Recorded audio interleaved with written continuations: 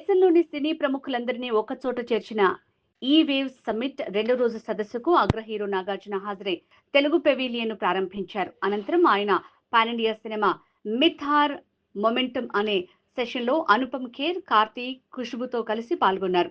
ఈ సందర్భంగా నాగార్జున మాట్లాడుతూ పుష్ప చిత్రాలు దక్షిణాదిలో కన్నా హిందీలోనే ఎక్కువ వసూళ్లు సాధించాయని అన్నారు. బాహుబలి, పుష్ప, కేజీఎఫ్ లాంటి తెలుగు చిత్రాల్ని ప్రపంచ సినీ ప్రియులు మెచ్చారు. ఇలాంటి కథల్ని మనం ఇంతకు ముందు చూసాం. ఉత్తరాది ప్రేక్షకులు కూడా పుష్పరాజ్, యష్ లాంటి హీరోల్ని అక్కడి సినిమాల్లో చూడాలని అనుకుంటున్నారు. వారందరికీ కావాల్సిందే ఇలాంటి లార్జర్ దాన్ లైఫ్ హీరోలే. రోజువారీ జీవితంలో ఎంతో ఒత్తిడితో ఉంటారు ప్రజలు. సినిమాలు చూడడం ద్వారా ఆ ఒత్తిడిని అధిగమించాలనుకుంటున్నారు. అలాంటి ప్రేక్షకులకు మనం తెరపై మాయాజాలం చూపించాలి. పాన్ ఇండియా సినిమాల రహస్యం ఒక్కటే, స్థానిక కథల్ని తెరపైకి తీసుకొచ్చి వసూళ్లు సాధిస్తున్నాయి. భారతీయ సినిమాలు కథా కథనాల విషయంలో ప్రాంతీయతను కోల్పోకుండా చిత్రాల్ని రూపొందిస్తున్నాయి. అవి స్థానిక కథల నుంచి దూరంగా వెళ్లటం లేదు. అందుకే భారతీయ సినిమాలు విజయవంతమయ్యాయి.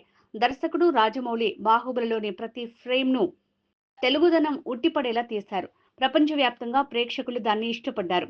మీరు మీ మాతృభాషపై దృష్టి పెట్టి కథ చెప్తే అది ఖచ్చితంగా ప్రేక్షకులకు చేరువవుతుందని అన్నారు.